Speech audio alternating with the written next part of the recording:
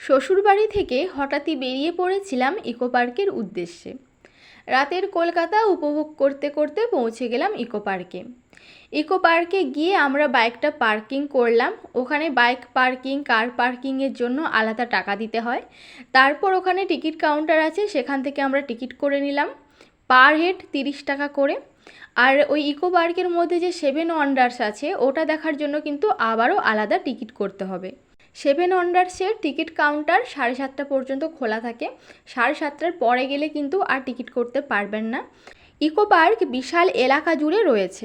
এর মাঝখানে আবার একটি বড় লেকও আছে, যেটাতে বোটিং হয়। আর এই যে দেখুন, এখানে টয় ট্রেন আছে, কেউ চাইলে ইকো পার্কে টয় ট্রেনে করে ঘুরে বেড়াতে পারে। তাছাড়াও পুরো ইকো পার্কে সুন্দরভাবে ঘাসে ভরা, আর প্রচুর গাছ আছে, প্রচুর লাইট আছে। ইকো পার্কের সমস্ত ইনফরমেশন, সমস্ত জায়গা আমার বড় ব্লগে দিয়েছি, চাইলে আপনারা দেখে আসতে পারেন।